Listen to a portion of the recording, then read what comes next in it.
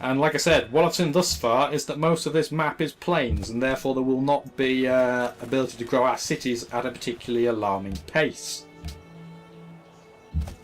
We're really cracking on with writing. Unfortunately, I have the difficulty on, let's go into settings, level 5, King difficulty.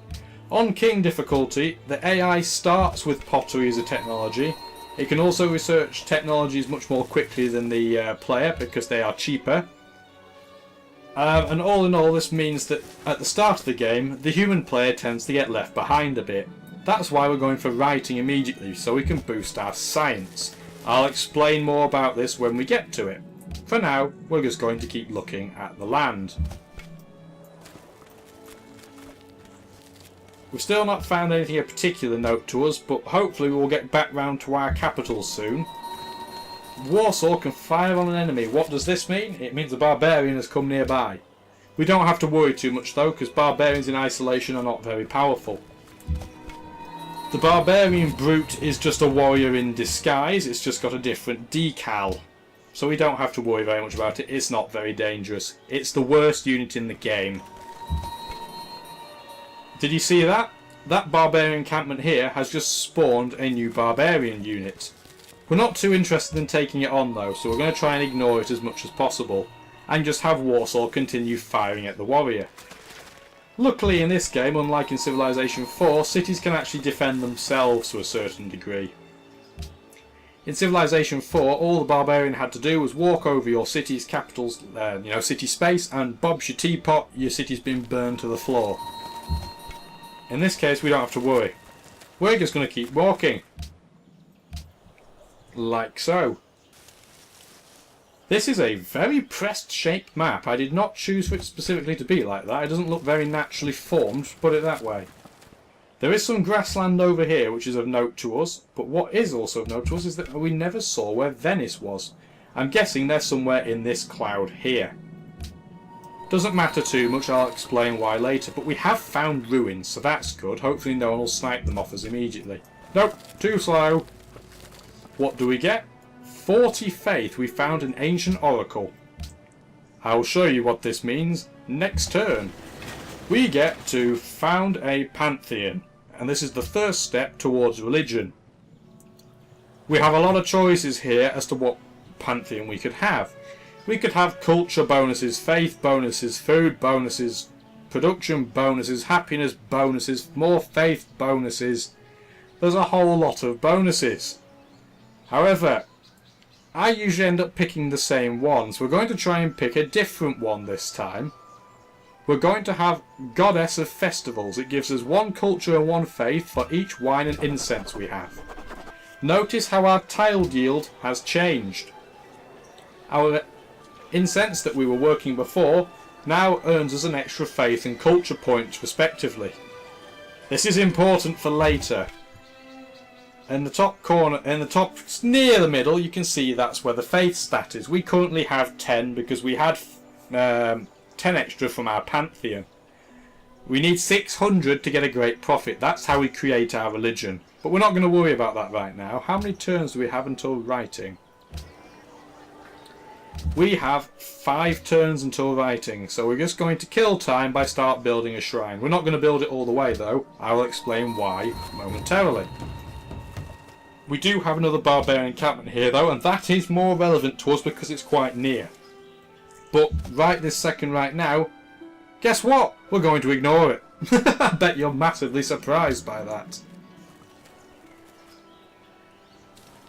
Ooh, more barbarians. This is very much a staple of early game in Civilization. Pretty much any game, but Civilization 5 specifically here. Barbarians. There are lots of them. This is not a surprise. We're going to keep researching the area though because we want to see where we could settle new cities if we were so inclined. Luckily, because we've looked at most of the map now, if for example Shaka Zulu found a new city anywhere on the map that we've already been, we will see where it is. This is good for keeping us in check with what the AI is up to. He who destroys a good book, we now have writing. Itself. The reason this is important, we're going to stop building a shrine and change our production to the Great Library. It costs a lot of hammers, as you can see, 555. It provides culture, it provides science, it provides a great scientist point. I'll explain what that is much further down the line because we don't need to know about it right now. It also produces a capability of 2 slots for great works of writing. That sounds very confusing. It's all about the culture victory. Let's talk about victories. Ways in which you can win Civilization 5. You can win via culture, like I've just mentioned. Can you see that briefcase at the top of the screen? That is what your culture stat is. At the moment it's 0. It tends to be 0 for quite a while. If your culture gets overtaken along with everybody else's culture from one empire's tourism, they win a culture victory. If your tourism beats everybody else's culture, you win a culture-based victory. It's very much as simple as that. This is the culture overview. We don't need to know from you, advisor.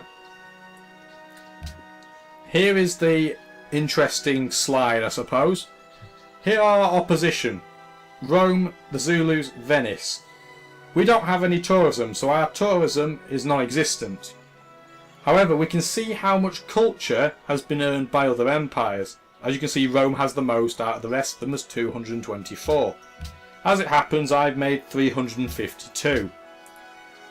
Once our tourism has passed all of these culture stats, we win culturally. That's how it would work. Now, there are other ways to win. Let's say you wanted to go for a science victory. We'll go to the tech tree to briefly explain it. Once you get a long way down the tech tree, you can build the Apollo project, or the Apollo program as it is called here. To win scientifically, you need to build a spaceship that's going to travel into outer space.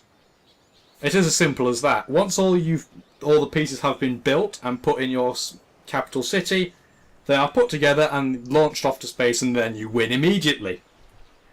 That may seem like a very easy option, but notice you need, for example, the SS engine. That is a long way down the tech tree. So that's the downside with science. The upside is that if you're in the lead scientifically, you don't have to worry really about anybody else winning scientifically. There are other ways to win. Notice how, for example, Shaka's got his capital city here, Ulundi, and it belongs to him. If everybody's capital except your own is owned by a foreign power, let's say for sake of argument, I captured Shaka's capital. If Shaka had captured Rome, and Rome had captured Venice, I would win because I'm the only civilization left with their original capital. We're going to get aristocracy, by the way, because it means we can build the Great Library more quickly.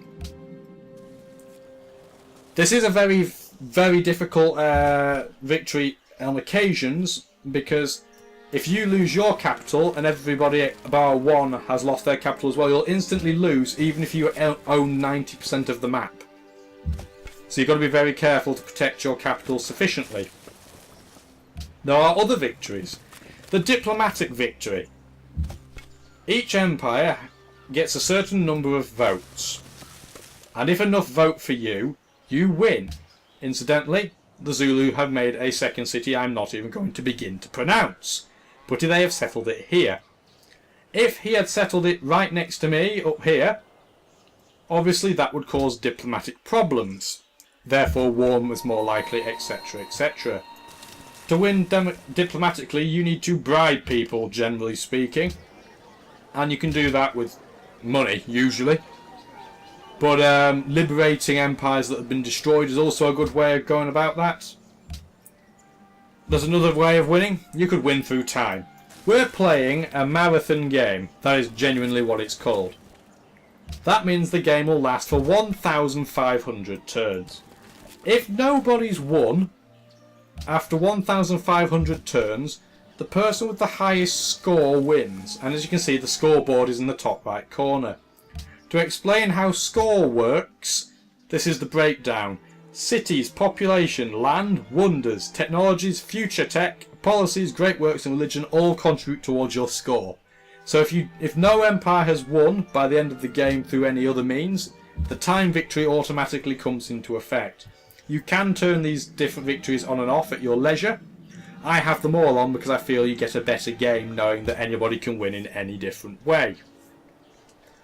That's just my personal preference. But anyway, let's get back to the game. We're not going to build lots of cities right now. We're much more focused on getting the Great Library. Unfortunately for us, our starting location does not provide us with a really nice tile for production. We have 2 hammer tiles, those hills, but that's about it. It's not very exciting. And as a result, we are working tiles which aren't brilliant, but they have to do the job. A tile that is quite nice, for example, is that silver. Sure, it only produces 2 hammers, but it also provides 2 gold, so that can be quite a nice option if we had it. There actually aren't that many nice extra bonusy hill-based tiles for production around here by the looks of it. We have fish around us, we have some wheat, we have deer. It's not that exciting, is it, in terms of tile variety? It's all a bit beige. However, there's marble here, which is also a nice option that we have just spotted. Obviously, Warsaw cannot work that because it's not within 3 tiles. We're still being pestered by barbarians. We do not care. Wee woo woo wee woo woo wee woo. The most literate people, every now and again, somebody will make a great work. Someone not related to the game, per se. Someone historically speaking. In this case, it's a guy I actually don't know. This tells us how many technologies each empire has, and you can see that I am bottom of the tree. That's not a surprise, but we do at least have mining now. Is there anything over here? No. The city of Warsaw can fire, and we have fired and defeated the barbarian. We don't get any experience off doing it like that. Our units can be promoted, but only if they themselves do the combat, rather than our city. Our city can't level up like that, for example.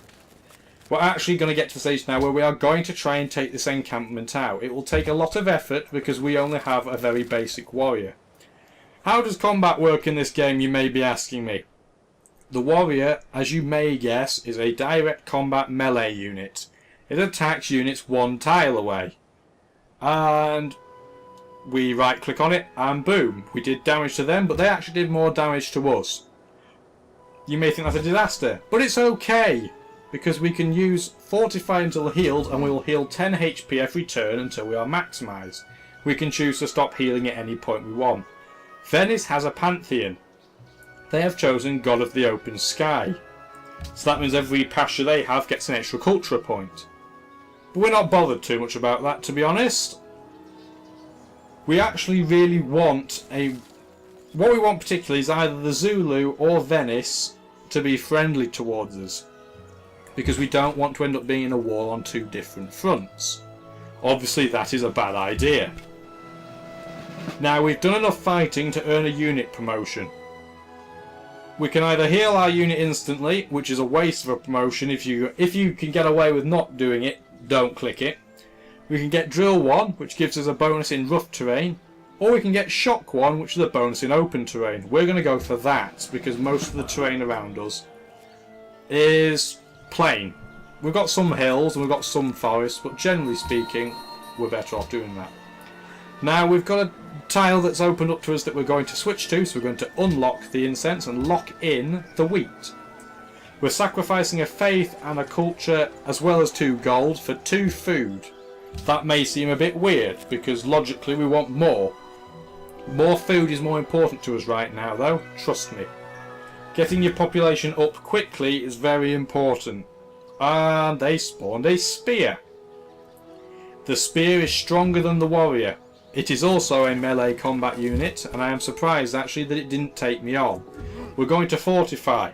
Fortifying gives you a bonus to your defence, so that if you get attacked, this warrior may only have a strength of 8, but it will go up if it gets attacked by the spear, or the warrior for that matter.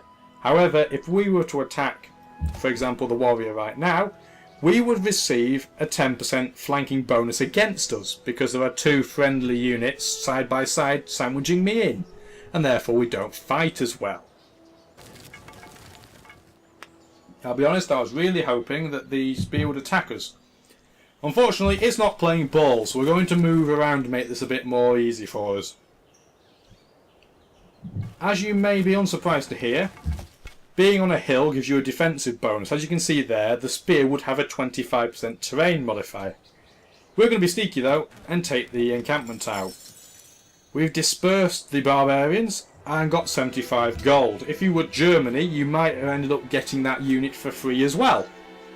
We're not though, so we didn't.